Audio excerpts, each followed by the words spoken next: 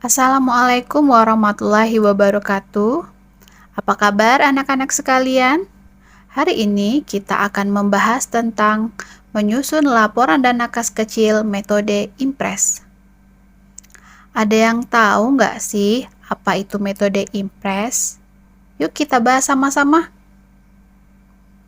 Metode Impres atau tetap merupakan metode pengelolaan dana kas kecil dengan ketentuan jumlah dana kas kecil selalu sama pada setiap pembukuan buku kas baru. Nah, untuk setiap pengeluaran dana kas kecil ini tidak akan langsung dicatat ya, tetapi hanya dikumpulkan bukti-bukti transaksi pengeluarannya saja. Ciri-ciri metode Impres. 1. Saldo dana kas kecil akan selalu tetap atau tidak berubah-ubah. 2.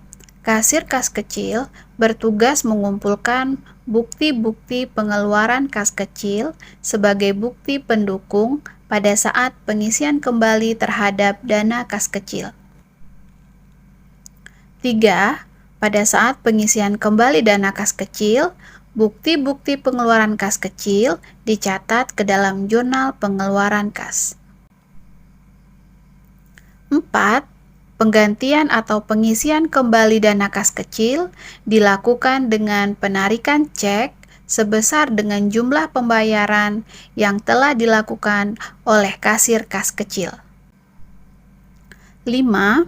Kasir kas kecil tidak menyelenggarakan jurnal untuk mencatat transaksi-transaksi pengeluaran kas kecil.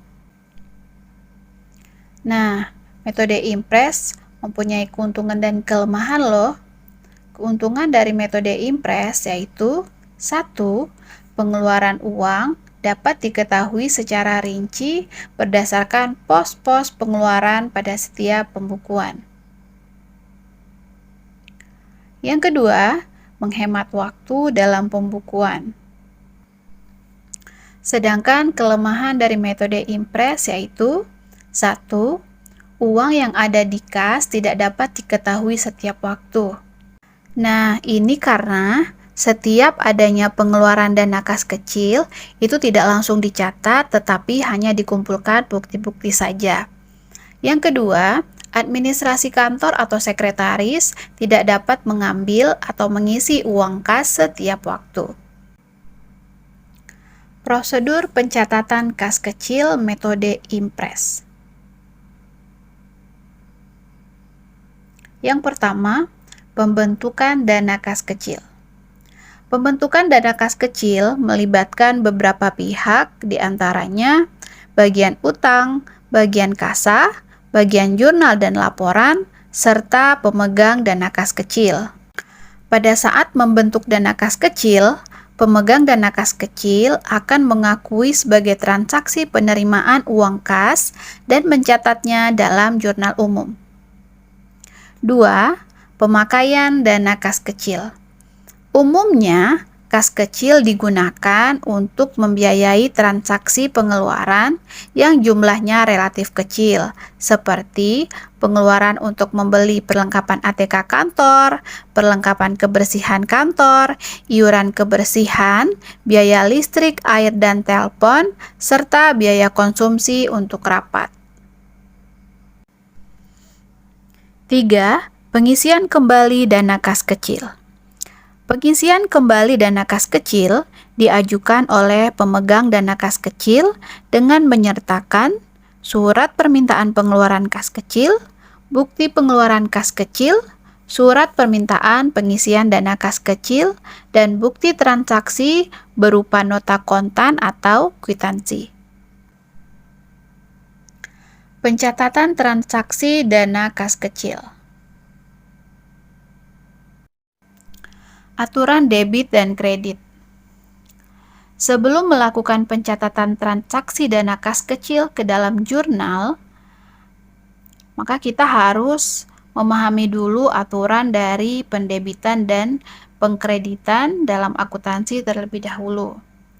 Nah, berikut ini adalah aturan pendebitan dan pengkreditan dalam akuntansi. Jenis akun yang pertama yaitu aset, atau harta bertambah di debit, berkurang di kredit. Akun yang termasuk dalam kelompok aset atau harta meliputi kas, kas kecil, kas di bank, piutang, persediaan, perlengkapan, sewa atau asuransi dibayar di muka, peralatan, dan akumulasi penyusutan peralatan.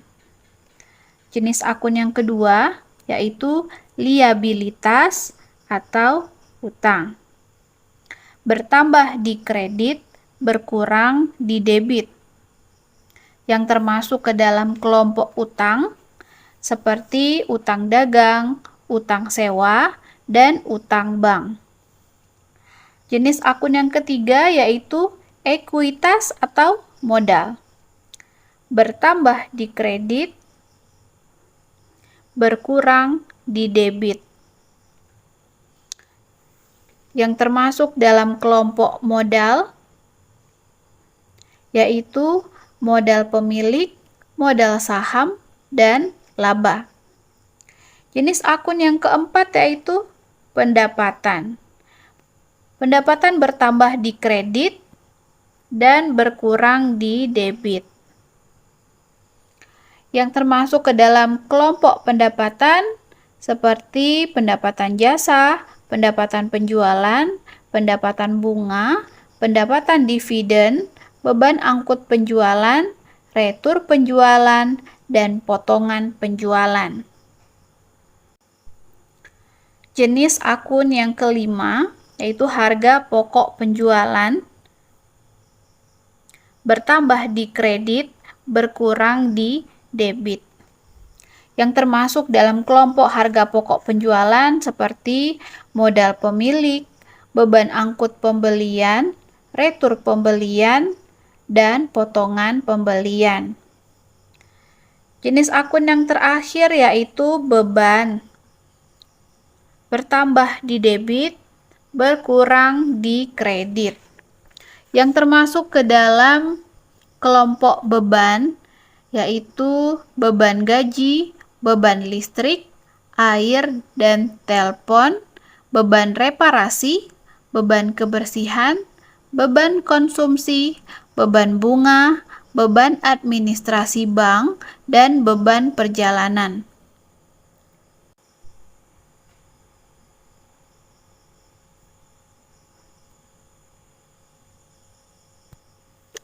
Nah, sebagai contoh, kita perhatikan soal berikut ini. Tuan Arif menyetorkan uang tunai ke perusahaan sebagai setoran modal 5 juta rupiah. Nah, berdasarkan aturan debit kredit tadi, maka analisis yang bisa kita buat yaitu kas bertambah karena kita mengeluarkan uang tunai, maka kasnya bertambah. Selanjutnya, kas itu termasuk harta dan ditulis di debit sebesar 5 juta rupiah.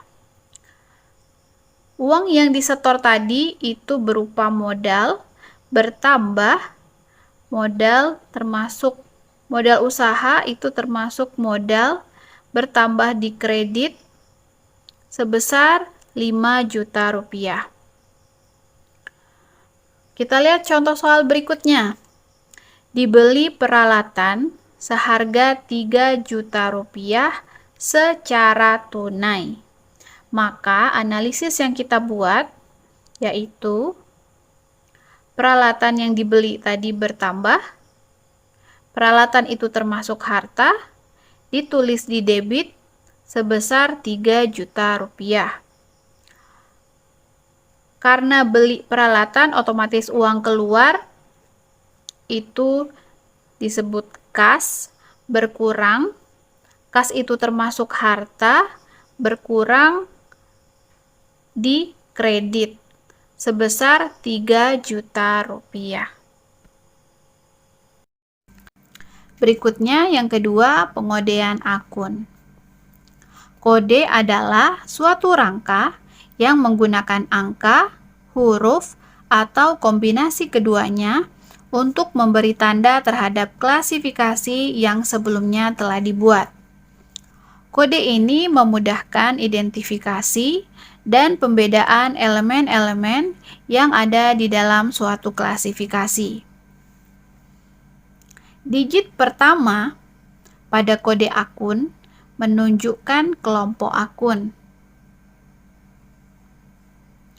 1 untuk kelompok aset, 2 untuk kelompok liabilitas, 3 untuk kelompok ekuitas, 4 untuk kelompok pendapatan atau penjualan, 5 untuk kelompok harga pokok penjualan, dan 6 untuk kelompok beban.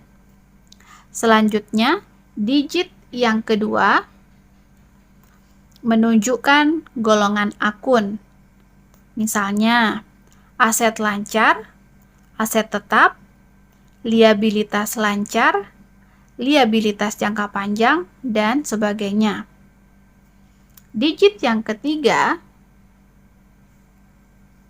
dan keempat menunjukkan subgolongan akun dan jenis akun. Pencatatan transaksi dana kas kecil. Dalam melakukan pencatatan atas transaksi dana kas kecil, maka kita membutuhkan jurnal umum dan catatan mutasi dana kas kecil. Jurnal umum adalah formulir khusus yang dipakai untuk mencatat setiap bukti pencatatan berupa pendebitan dan pengkreditan secara kronologis beserta penjelasan-penjelasan yang diperlukan dari transaksi-transaksi tersebut.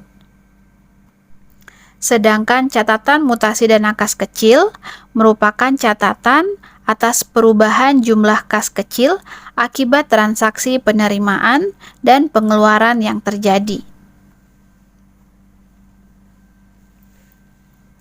Baik, berikut ini adalah contoh dari bentuk jurnal umum. Kolom pertama, yaitu tanggal, digunakan untuk mencatat tanggal, bulan, dan tahun terjadinya transaksi. Kolom kedua, yaitu nomor SB, nomor surat bukti, digunakan untuk mencatat nomor surat bukti transaksi, misalnya nomor faktur dan nomor cek. Kolom yang ketiga, yaitu akun dan keterangan, digunakan untuk mencatat akun yang didebit atau dikredit beserta keterangan singkat. Biasanya, akun yang dikredit ditulis sedikit menjorok ke dalam. Kolom yang keempat, ref atau reference. Kolom ini digunakan sebagai tanda bahwa transaksi sudah diposting ke akun buku besar. Kolom kelima dan keenam, yaitu debit dan kredit, ini digunakan untuk mencatat jumlah akun yang akan dicatat di sebelah debit dan jumlah akun yang akan dicatat di sebelah kredit. Berikutnya, contoh bentuk catatan mutasi dana kas kecil. Kolom pertama, tanggal, digunakan untuk mencatat tanggal, bulan, dan tahun terjadinya transaksi. Kolom kedua, nomor bukti, digunakan untuk mencatat nomor bukti pengeluaran kas keluar dan bukti kas keluar. Kolom ketiga, yaitu keterangan, digunakan untuk mencatat keterangan singkat. Kolom 4 dan 5, yaitu debit dan kredit, digunakan untuk mencatat jumlah yang akan dicatat di sebelah debit dan jumlah yang akan dicatat di sebelah kredit. Kolom ke-6, yaitu akun, digunakan untuk mencatat jumlah pengeluaran untuk akun tertentu. Baiklah, sekian materi kita hari ini. Untuk pemahaman lebih lanjut, kalian bisa membaca buku literatur yang ada. Ibu akhiri, Assalamualaikum warahmatullahi wabarakatuh.